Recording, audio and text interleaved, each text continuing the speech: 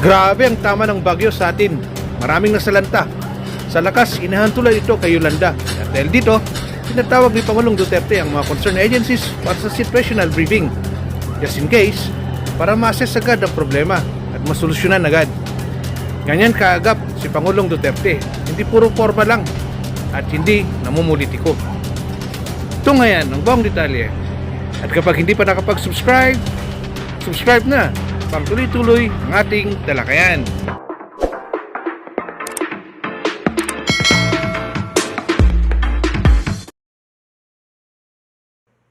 Thank you very much, Mr. President, Senator Bungo, and members of the Cabinet. Here is our executive summary.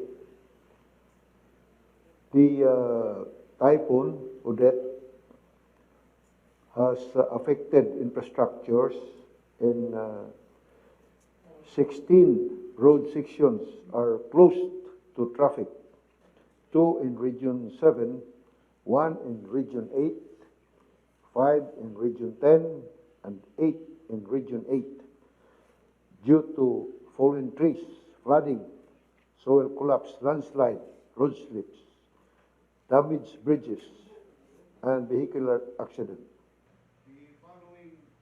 The following 16 national roads and bridges closed are 2 in Region 7, 1 in Region 8, 5 in Region 10, 8 in Region 13, Mr. President.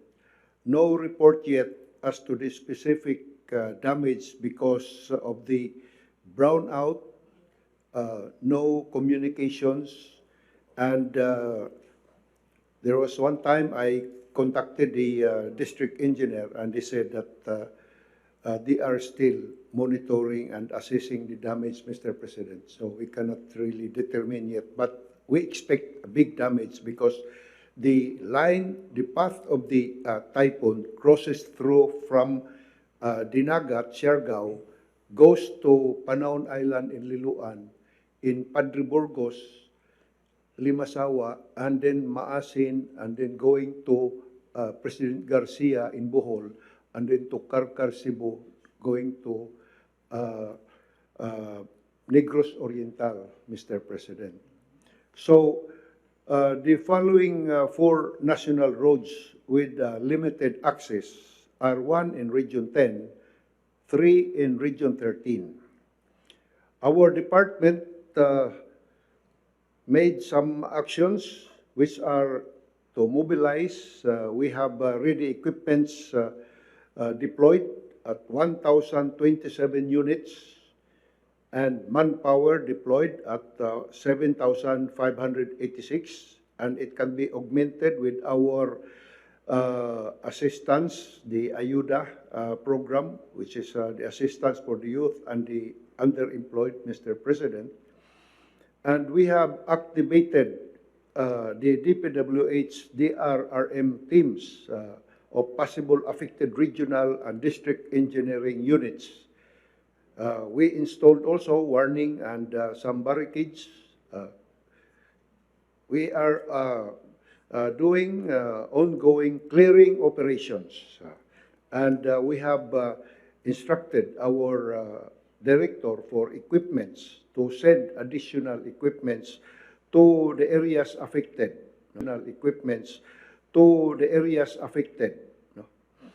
And continuous monitoring of the status of national roads and bridges, Mr. President. And we ordered also, and in fact, we have purchased additional radio equipments in order that we can contact even if we have no cell sites or cell phones available.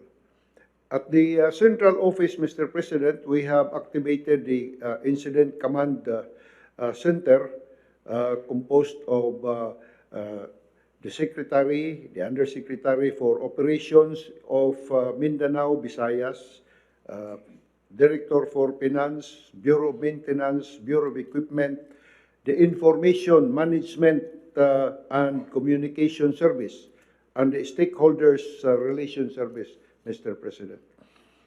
We have released with SARO already, with sub-allotment advice as of 2 this afternoon, 20 million for Region 6, 20 million for Region 7, 20 million for Region 8, 10 million for Region 10, and 30 million for Region 13.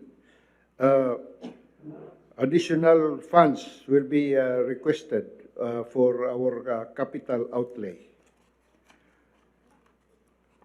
We have also available assets, Mr. President, like equipments. We focus on Region 5, 6, 7, 8, 10, and 13 because these are the most affected regions. We have, for Region 5, we have available assets, 148 equipments, and with manpower of 1,148. For Region 6, we have 19 equipments and 622 manpower. Region 7, we have 28 equipments and 477 manpower. Region 8, 199 equipments and 1,238 manpower, Mr. President. Region 10, we have 118 equipments and 687 manpower. Region 13, 90 equipments and 453 manpower, for a total of equipments available, 1,027 units of available equipment to be deployed, and some are already deployed, and 7,586 manpower deployed.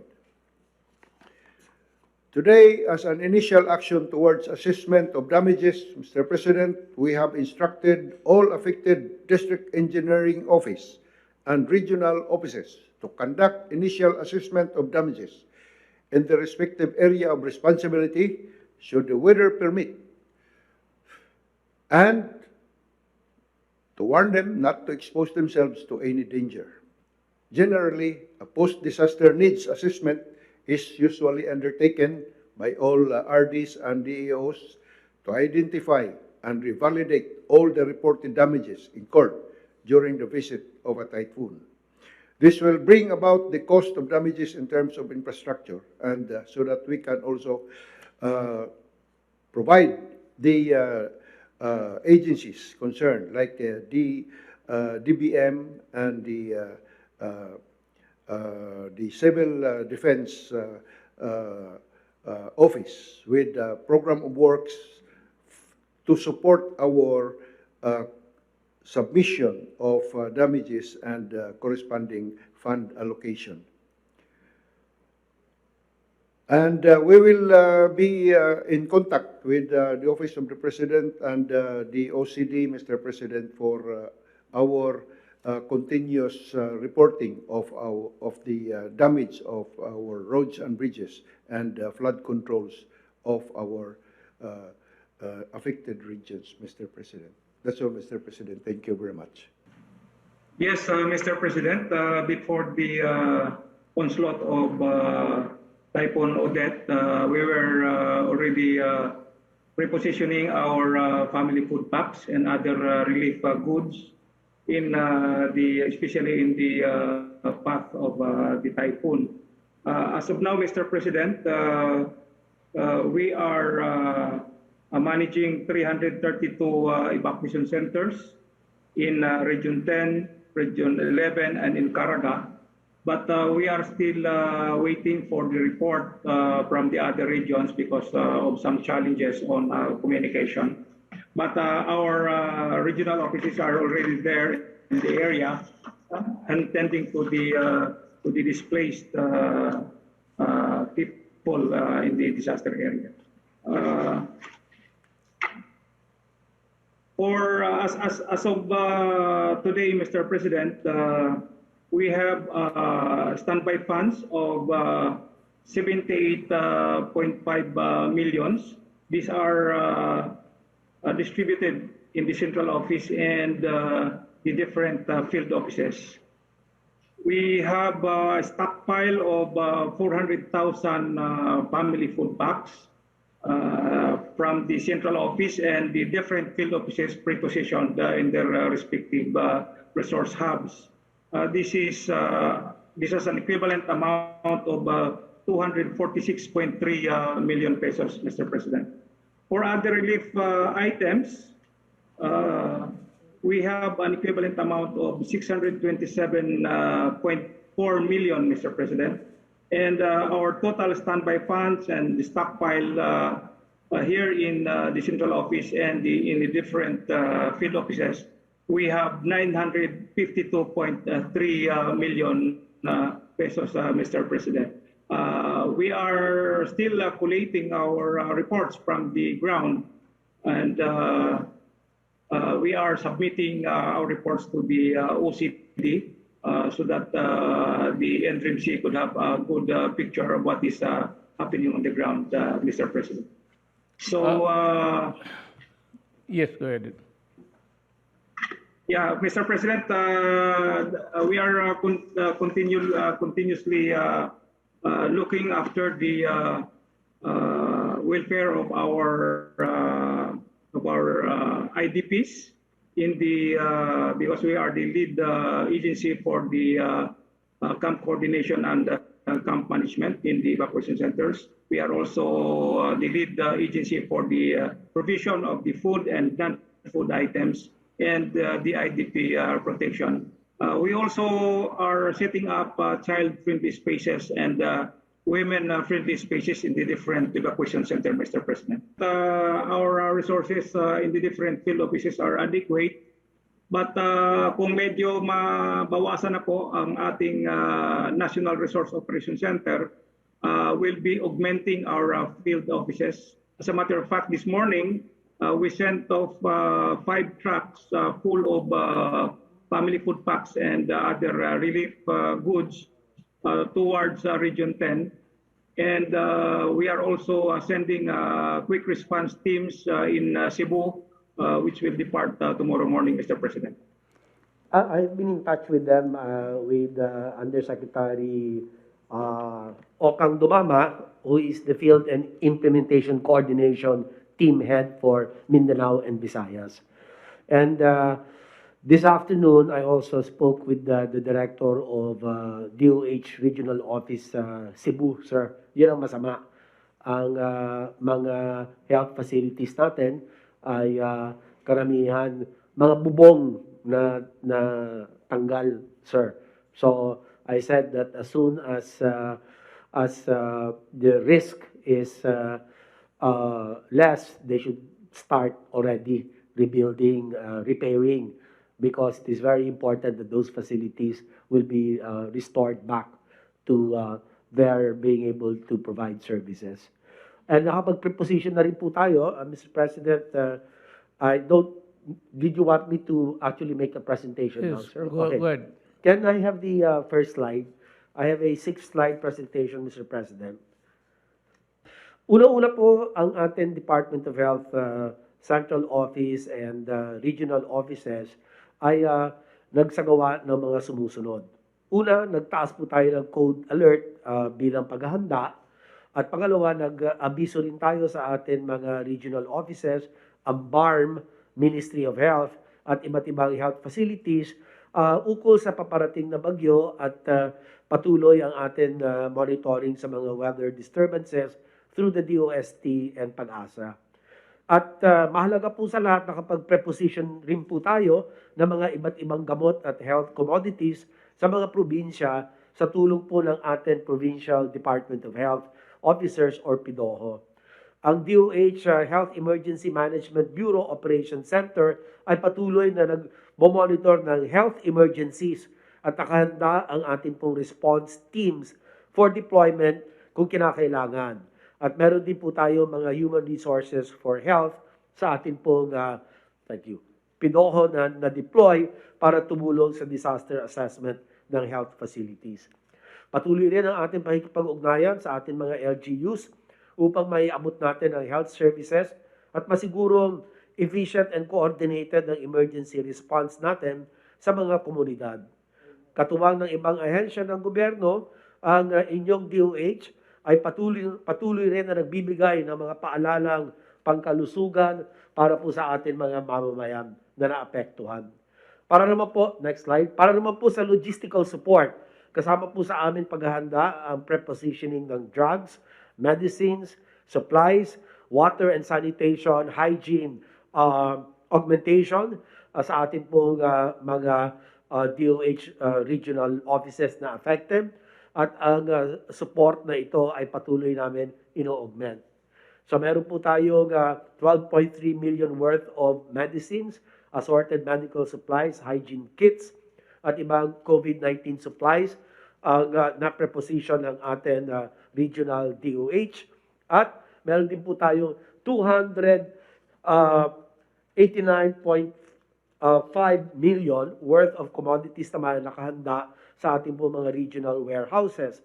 Sumatotal po ang logistical support mula sa DOH ay sa 289.5 million. Hindi pa po kasama dito ang abot sa 66.7 million worth of commodities sa ating DOH Central Office na handang ma-deploy sa mga nangangailangan rehiyon. Patuloy naman susuriin ang pangangailangan ng mga apektadong rehiyon upang makapagbigay ng mga dagdag na tulong. Next slide. Ayon sa mga initial na ating po mga reports na natanggap, ito po ang mga issues at concerns sa ating response effort sa mga heavily affected areas. Una, dala ng pinsala ng bagyo, unstable ang communication lines, power, at water supply sa mga affected areas.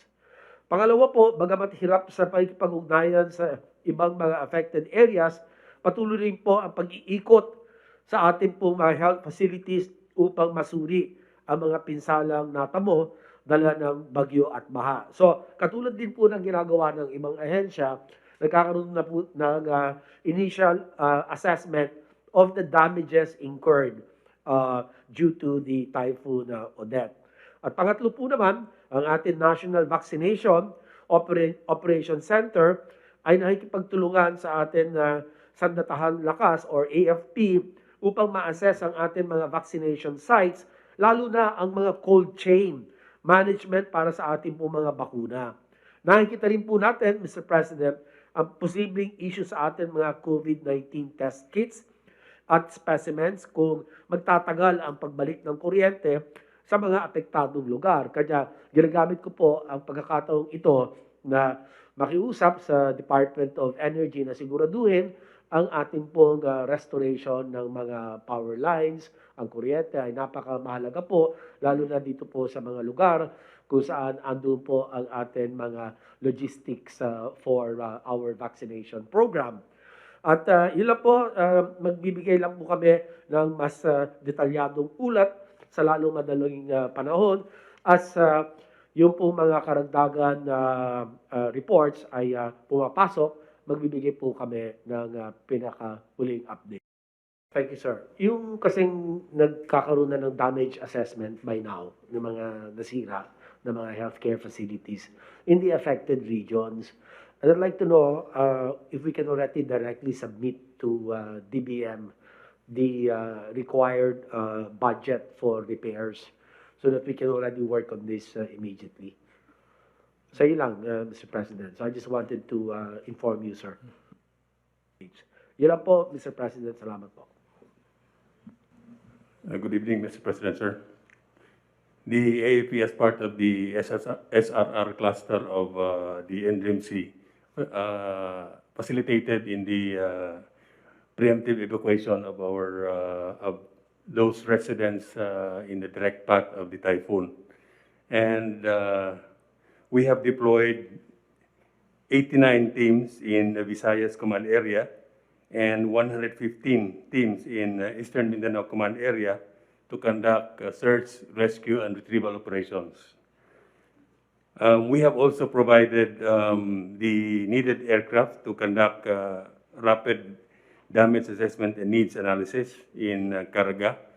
4 of the Black Hawks from Davao were transferred to Butuan to conduct this damage assessment, and they were also used to transport communication equipment from Butuan to Siargao. Another aircraft was also dispatched to Bohol to conduct search and rescue operations, and several sorties were conducted this afternoon. We have also alerted our Philippine Navy ships. LD 601, this is the biggest vessel that we have, is alerted and placed on standby in South Harbor. We have also 3 ships in Sangli Point, ready for deployment if needed for the transport of relief goods from here in Manila going to the affected areas. We have also placed on alert our Philippine Air Force aircraft, 1 C-130, 1 C-295, 1 212I, and 1 Fokker plane are placed on alert, and they are here at Villamor Air Base, ready for deployment anytime, aside from the Black Hawk helicopters that are in the area. Tomorrow, 2 Black Hawks from Zamboanga will be flying to Mactan, and another 2 Black Hawks helicopters will be flying from Clark Air Base to Mactan Air Base. As to the report of damage comes, so far reported were the damage to some facilities in headquarters BISCOM in Cebu, where the operation center was destroyed, and the commander of BISCOM had to use an alternate area to restore connectivity with general headquarters. Also, the headquarters of 1 infantry battalion in Surigao Norte was significantly destroyed or damaged. This was in Gigakit, Surigao Norte. And another battalion headquarters, 47th IB in Bohol, was also damaged. This was also in the direct path of the typhoon. So far, no casualty were reported from among the AAV personnel, sir. That would be all for the AAP, sir. Magandang gabi po, Mr. President. As early po as December 12, I'll be talking about disaster preparedness. Nakapaghanda na po tayo sa 12 regions, 47 provinces, 73 cities, 683 municipalities na posibleng pagdadaanan ng bagyo. So nakapag-issue po tayo ng advisory sa lahat ng LGUs at saka DILG field offices to initiate disaster preparedness protocols. And on December 14 naman po ay inactivate natin ang disaster online reporting and monitoring system. On December 15, base na po sa advisory ng Pag-asa, nagbigay din tayo ng memo at alert sa mga LGUs regarding the intensification of Typhoon Odette into a strong typhoon. At una-una po, tiniyak natin yung presence ng mga local chief executives sa kanilang mga areas. Covering po ang mga region na to, mayroong 1,025 cities and municipalities at nakita po natin 98.6% po ang presence ng ating mga mayors, local chief executives. Accounted naman po sila lahat. At dito po sa paghahanda na to ay sinigurado natin na nai-convene yung mga LDRRMCs ng bawat LGUs na pag-organize ng search, rescue, and recovery teams, medical, security, and clearing operations team. At in coordination din po sa DOH at sa ating mga local health officers, sinigurado natin na ang implementation po ay in accordance din po sa ating effort against COVID-19 and ensuring the compliance ng minimum public health standards. Nakapag-assess din po ng mga evacuation centers sa kanilang functionality and safe use. At ang mga barangay po ay nakapag-activate na ng kanilang barangay Disaster Risk Reduction and Management Council Dahil din po sa magandang preemptive evacuation natin, 84,674 families or 338,664 individuals ang nadala natin sa evacuation center. Ito rin po ang dahilan kung bakit napanitili natin na maliit lang ang ating casualties sapagkat sinigurado po natin na talaga ma-evacuate kahit tinatawag nating forced evacuation para lang siguradong ligtas ang ating mga mamamayan. Sa ngayon po ay patuloy tayong nakikipag-ugnayan sa ating mga local chief executives. Areas na lang po ng Southern Samar at saka Dinagat ang walang signal. Unti-unti na rin naman pong buwabalik ang signal.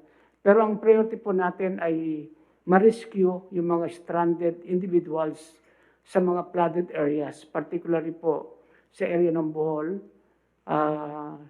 sa Lobac, Bohol at saka sa Cabancalan, Negros Oriental. In coordination po sa PNP at saka AP at Bureau of Fire Protection ay nakapag-deploy naman po tayo ng mga search and rescue teams. Sa Bureau of Fire Protection po ay meron tayong 1,450 fire trucks, 1,054 rescue trucks, at saka 58 ambulance and 16 watercraft na minaman ng 8,926 fire personnel. At ang Philippine National Police po dito sa mga areas, sa mga may mga na-evacuate tayo, 1,423 PNP personnel, 3,285 rescue and special units para po sa mag-conduct ng SRR. At meron po tayong mga nakadeploy na PNP sa 29 vacated or evacuated areas para sigurado naman pong protektado yung mga properties na mga nailikas natin. Sa ibang areas po ngayon, na ibabalik na natin unti-unti yung mga nag-evacuate sa kanilang mga bahay. So yun lamang po, Mr. President, patuloy po kami makipag-ugnayan para matugunan yung mga issues at concern ng ating mga LGUs. Okay po, magandang gabi po Mr. President at saka kasamahan po sa kabinete. Gusto kong ipaalam sa lahat po na bago na lumating ang Typhoon Odette ay nabisuhan na natin yung ating mga farmers and fishers na kung mayroon pang pwedeng i-harvest sa mga mature crops nila ay or sa mga fish pond po nila ay talagang i-harvest na. So marami pong nangyari po na gano'n. Now, with the early warning systems po, ay talagang malaking may tutulong yung abiso ng DOST Pag-asa. At ito nga, we do much coordination with the local government units in regard to advising our farmers. At pangalawa po yung ating monitoring and evaluation of the damage sa agrikultura ay nag-umpisa na. We have to complete this again in partnership with the local government units that in due time po we will submit the detailed report yung damage. Now, ano naman yung nakahanda or preposition na agricultural assistance po para sa ating mga magsasaka at mangingisda? Mayroon po tayong rice seeds na naka-position na po doon sa mga regions concerned. At itong rice seeds, meron tayo 42,822 at may halaga po ito na 148 million pesos. Meron rin tayo seeds ng mais, 58 million pesos, 12,484 bags. Meron din mga buto ng high value crops, 11.1 million 11,132 kilograms worth 45 million at saka fingerlings and biologics. So lahat po ito ay mayroon total na value po 355.26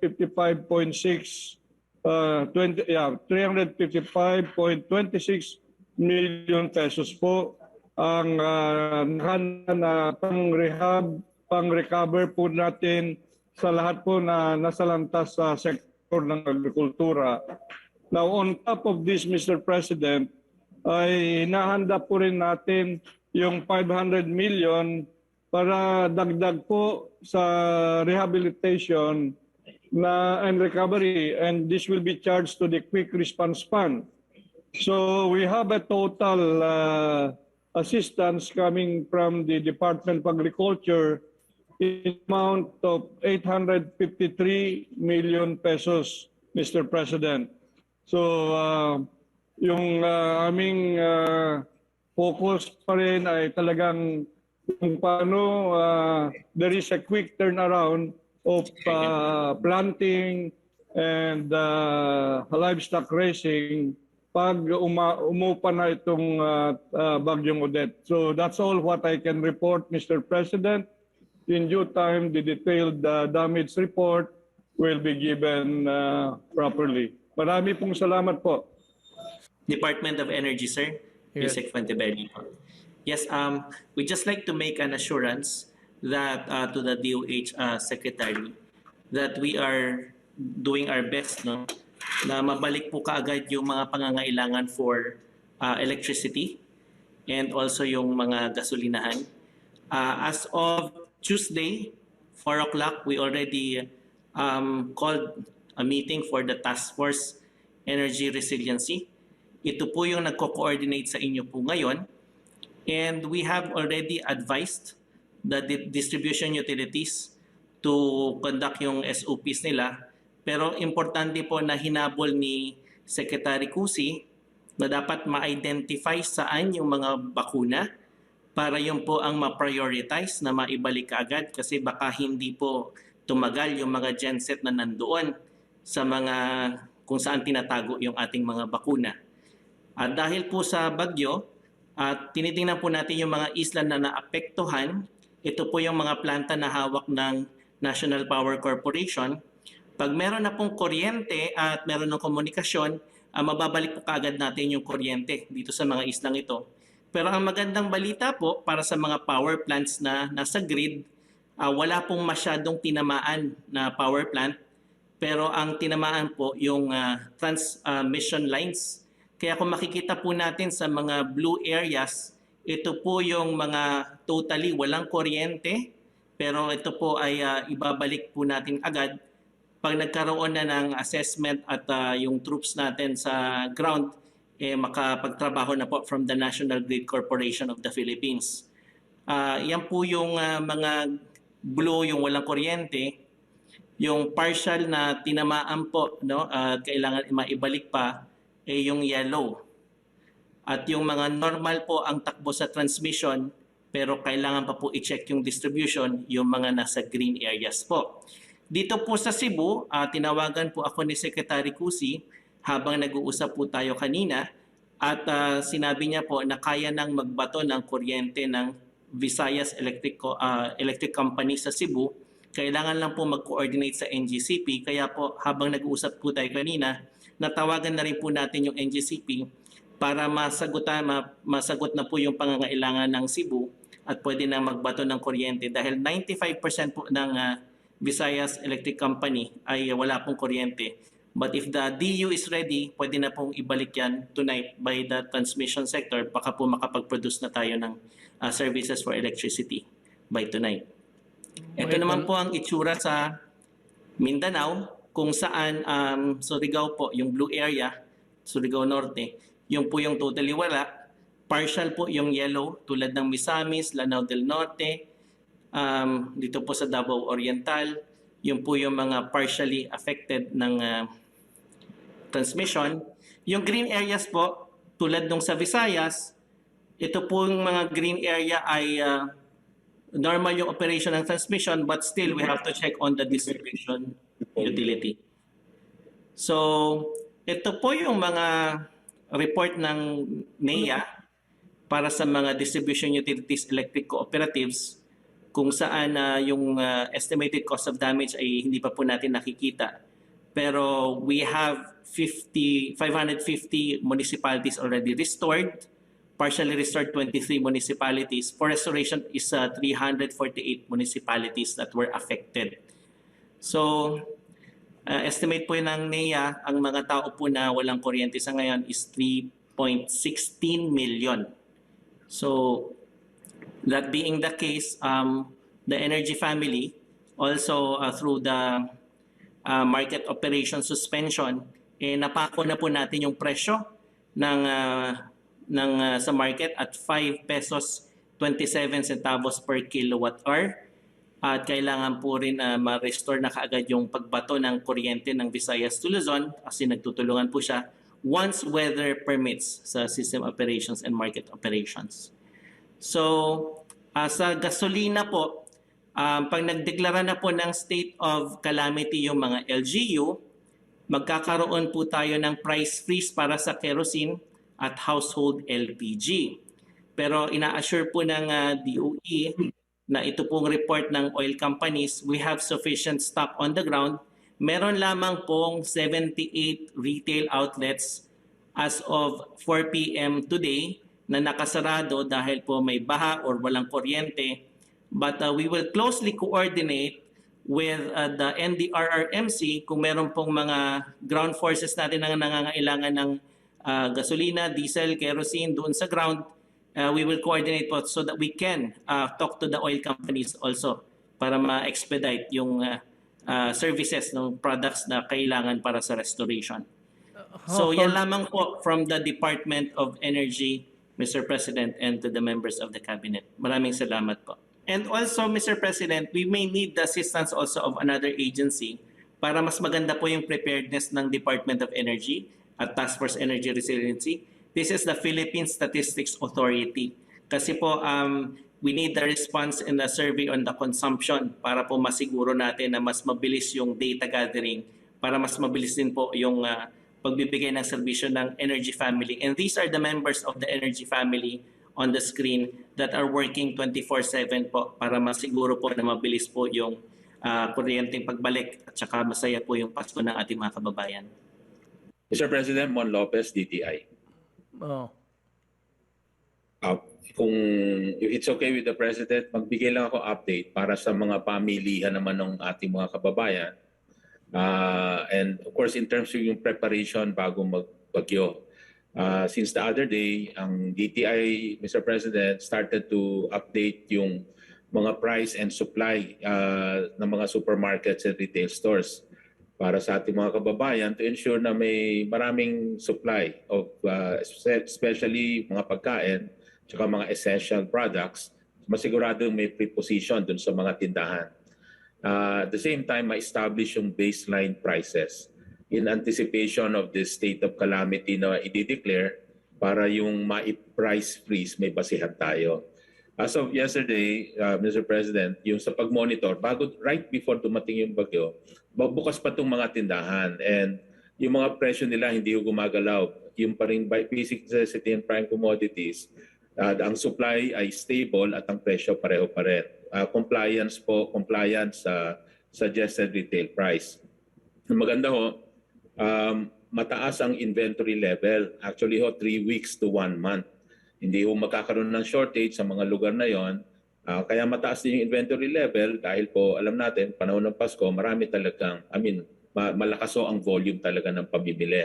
Kaya ho na-tiyempong mataas ang mga inventaryo. So walang panic buying na nangyayari. And as of today, nung dumaan na ho yung bagyo, at least may report ho tayo, may mga nagsara ho na mga supermarket temporarily, but like in Cebu, yung sa yung malaking mall na SM, 4 out of 15 ay bukas pa din. Tapos yung mga mall-based nila, 3 out of 3. In other words, yung mga malls nagbukas na ulit nung dumaan na ang bagyo. At 1 out of 12 naman ang bukas doon sa mga labas ng mall. Sa Iloilo, lahat ng stores, supermarket sila ay bukas. Sa Bacolod, 8 out of 12 ang bukas. Ang mga drugstores, convenience stores, open. Ang mga malls sa Leyte, nag-offer sila ng temporary shelter to those who will be affected by the typhoon. Free overnight, yung parking, yung wifi, pati charging stations until December 17. well, today, no? At I'm sure i-extend po nila yan hanggang kailangan. And then yung mga Pure Gold Robinson, Save More, open pa rin po sila to cater to the basic needs, yung mga essential needs. Ang mga establishment sa Region 10 naman, they remain open despite the flooding. They also offer yung malls for temporary shelter for affected families. Ang mga major supermarkets at Tiangges, bukas pa din. Wala pa hong reported na hoarding and overpricing, binabantayan po natin yon.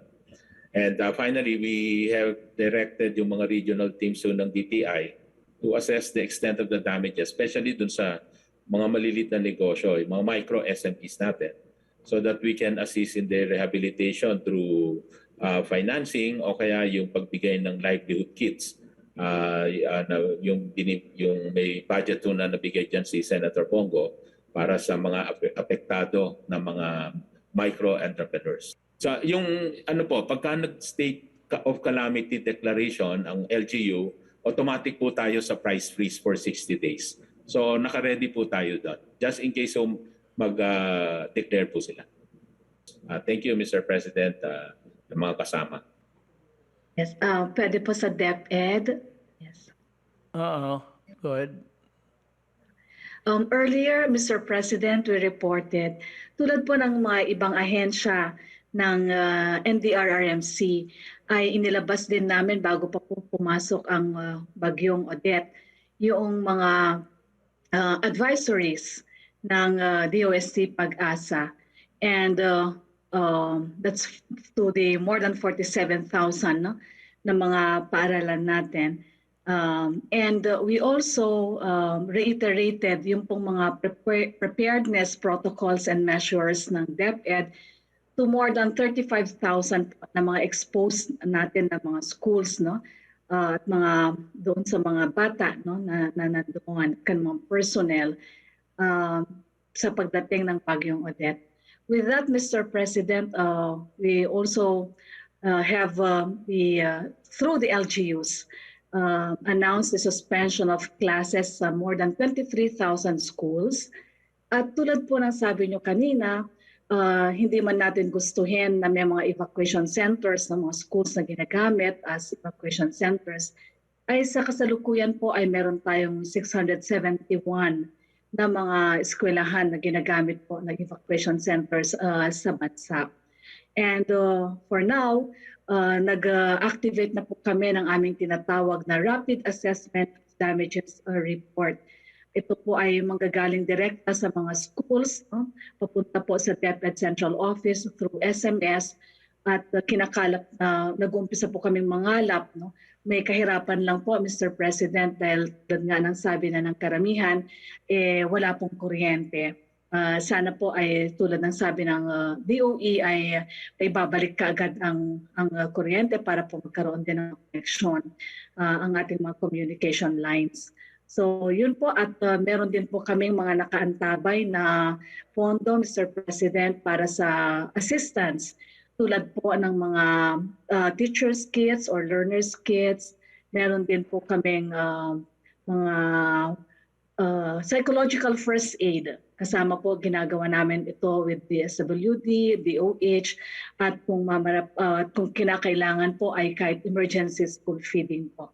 At syempre po, Mr. President, doon din sa pagtingin ng mga damages na kailangan makumpune o kaya ay totally ma-reconstruct yung mga infrastructure damages at yung mga kailangang palitan ng mga non-infrastructure na mga masisira po. Of course, sabi nyo nga, medyo limitado na ang pondo at lahat. So we're hoping that the early and midterm recovery we will be able to attend to that doon po sa pondo darating siguro ng 2022 na po, Mr. President. Maraming salamat po.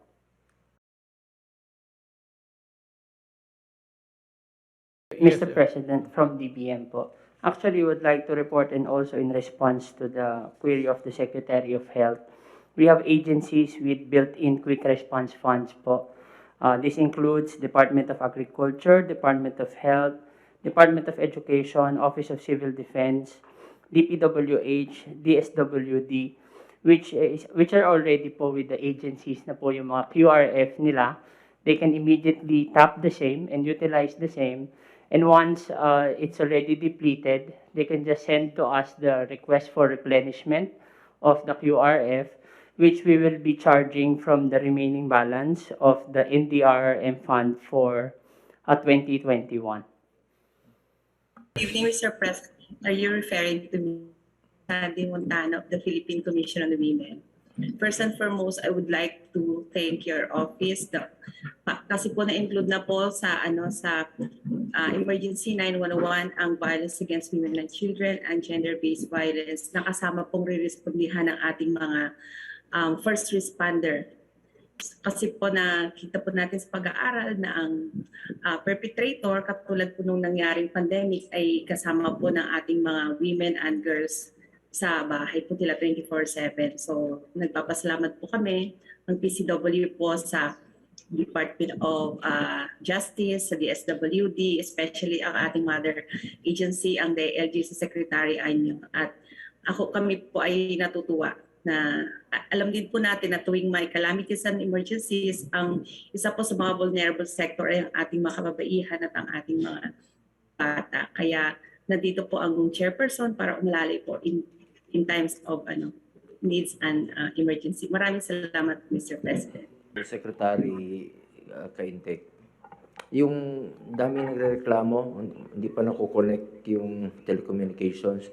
And even Davao, na hindi naman kasama sa tinamaan ng bagyo, putol yung communications nila for the almost whole day po ngayong araw na ito. Napaka-importante yun, peace of mind ng mga naiwan dun sa Cebu at sa Region 8. Thank you, Mr. President and Senator Bongo. Ang status po ng sa Mindanao, ang tinamaan po ay ang parang equivalent ng transmission line sa may bandang Surigao. Kumbaga kung saan natamaan, nag-spread yung buong blackout ng transmission ng telecommunications sa buong Mindanao. Affected, I think, partly ang Globe, but then mostly ang Smart. But I've been monitoring them closely. Nagpapatulong sila sa amin para makapunta kaagad ang kanilang mga repairmen and kagamitan papunta sa lugar kung saan nila i-restore. Yung isa pa pong naapektuhan din is yung sa may Leyte. But that's primarily, Mr. President, because of the lack of power. So, tali kami doon sa energy kasi kung walang power, wala ring means para mag-transmit ng signal ang mga towers. So, yung sa Mindanao, apektado kahit yung hindi tinamaan dahil ang fiber mismo ng transmission. Tapos yung sa may Leyte, Samar, dahil lang yun sa kawalan ng power. Pag na-restore ang power, balik kaagad yung kanilang signal. Thank you po. So ang report po nung NDRMC is they will do the assessment of the extent of the damage. So they're getting lahat ng mga information, and then kung kinakailangan ay iakyat agad sa inyong opisina, sir, ang magiging assessment ng NDRRMC, pati ang recommendations ng NDRRMC through Secretary Lorenzana. But in the meantime, tama po yung sinabi ng DBM na may quick response fund naman na magagamit yung iba't ibang mga department. Then in the meantime, yung ating mga local government units, pag kinakailangan nila mag-declare ng state of calamity locally, meron naman silang karapatan to do that. So, ganun na lang po yung magiging step-by-step process natin, Mr. President. Thank you.